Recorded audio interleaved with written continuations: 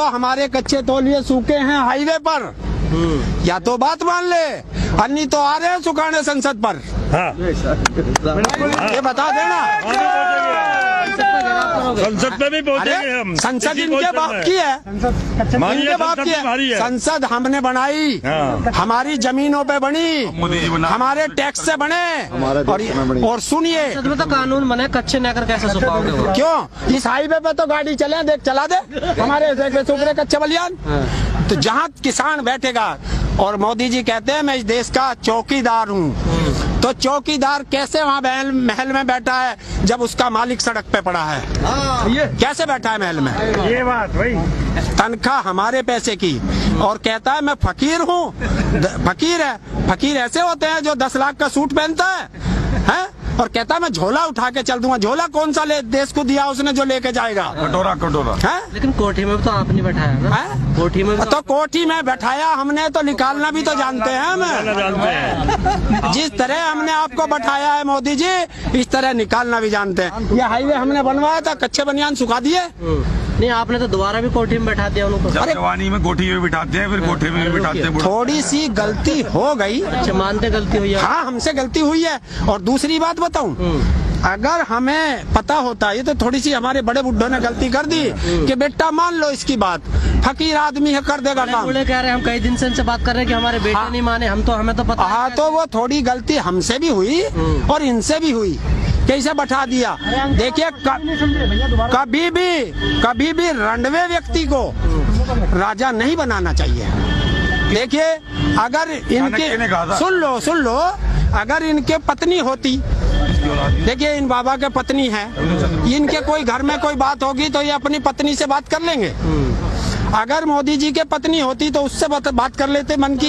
लेकिन अगर पत्नी, परिवार को किसके लिए? देश सेवा के लिए त्याग। कौन कह रहा? 18 साल की उम्र में ब्याह करके लुगाई छोड़ के भाग गया था, देश के लिए कहाँ त्याग दिया? रंडवा हो गया 18 साल। और दूसरी चीज, आज मैं पूरे हिंदुस्तान के सामने मीडिया से बात कर रहा हूँ, और मैं चैलेंज करता हूँ, हिंदुस्तान का एक आदमी बता दे जिसने मोदी जी को चाय बेचते देखा हो या उसके हाथ की चाय पी हो। बताइए, जिस टाइम देखे नहीं देखा, कौन सी मीडिया ने देखा?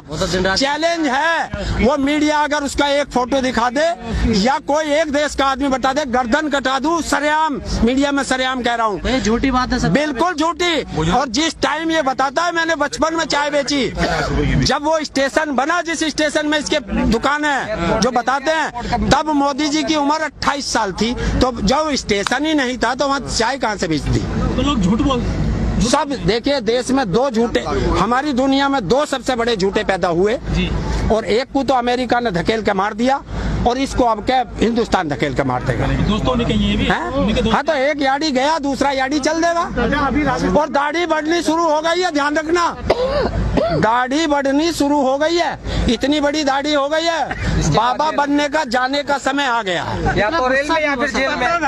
इतना गुस्सा क्यों मोदी जी के प्रति? मोदी जी के प्रति इतना गुस्सा इसलिए है कि देश का अन्नदाता जब सड़क पे पड़ा हो, जो हमारा पेट भरता है। ऐसा है, पहले हमने एक प्रधानमंत्री चुना था, 10 साल रहा, इन्होंने उसे कहा कि ये बोलता ही नहीं है, गूंगा है। फिर हमने चुना दूसरा, तो ये बंद ही नहीं होता। लेकिन जब असली जो मुद्दा है वो ये है कि इन्होंने 6 साल देश पे जो राज कर रहे हैं, 6 साल से इन्होंने जो पढ़ाई की वो सिर्फ की हिंदू मुस्लिम की। अच्छा जी। हाँ, और पेपर में आ गया किसान। तो अब ये तो पता ही नहीं चल रहा है, तो फेल होने ही होने हैं। उसके अलावा किसानों की, अगर इन्हें कोई और पेपर में आ जाए, देखिए मैं पढ़ाई करता हूँ हिंदी की, और अब मेरा पेपर आ जाए इंग्लिश का, तो मैं क्या होऊंगा? फेल होऊंगा। ऐसे ही इन्होंने तो अभी तक 6-7 साल जो पढ़ाई की वो हिंदू मुस्लिम, हिंदू मुस्लिम, हिंदू मुस्लिम, पाकिस्तान पाकिस्तान पाकिस्तान। और फेल हो जाएंगे वो तो पास होते चले जाएंगे। कौन कह रहा? देखिए मैं बताता हूँ, फेल नहीं है। अगर सुनिए, मैं ये कहता हूँ, उन्होंने ये कहा सबसे पहले कि ये खालिस्तानी है। चलिए, हमने मान लिया हम खालिस्तानी थे, तो वहाँ क्यों बुला रहा है? अपने दरबार में क्यों बुला रहा है खालिस्तानियों को? वो फेल हो गया।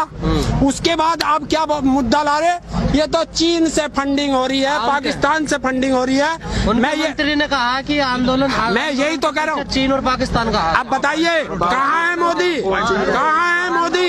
पीछे किसान का बताइए, रुकिए।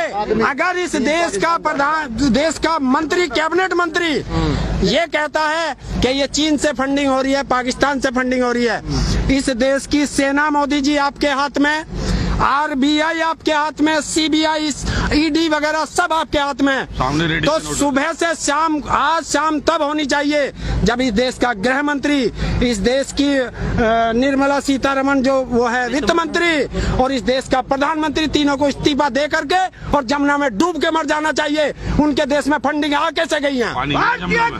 क्या आ कैसे गई? अगर मेरे घर में चोरी का माल आ गया तो मुझे मुखिया होने के नाते अपनी गर्दन कटा देनी चाहिए। इसमें आ कैसे गया? और आया तो अभी तक एक दो पकड़ा क्यों नहीं? और दूसरी चीज ये मैं बताता हूँ सही तरीके से, जो ये कृषि कानून आया, ये आया सितंबर में और अगस्त सितंबर को, 20 सितंबर में आया, महीना बता रहा हूँ, सितंबर में आया और अगस्त में अडानी और अंबानी के गोदाम बनने शुरू हो गए। जब कानून ही नहीं था तो उन्हें कैसे पता चला कि इस देश में ऐसा आएगा? हैं? तो ये मोदी जी जो है सिर्फ अडानी और अंबानी के दलाल हैं, दलाल। जी का नाम लो, मोदी जी का नाम लो। कैसे दलाल लगते हैं? अरे दलाल, जब मुझे पता ही नहीं है कि सड़क यहाँ से निकलेगी तो मैंने प्लॉट कैसे खरीद लिए यहाँ से गोदाम बनाने के लिए? और अमित शाह ये तो तड़ी पार है, ये किसानों से क्या बात कर रहा है? क्लीन चिट मिल गई ना। और अरे यार, क्लीन चिट किसने दी? क्लीन चिट तो सुप्रीम कोर्ट में बैठे, इन्होंने कौन सी जो निष्पक्ष व्यवस्था है वो छोटी कौन सी है? लेकिन एक बात बताइए अंकल जी, जो ये कानून आए हैं तीनों, प्रधानमंत्री तो बड़ी तारीफ कर रहे हैं इनकी, कह रहे हैं किसानों के लिए बड़े अच्छे कार्य। बिल्कुल अच्छे हैं, बिल्कुल अच्छे हैं।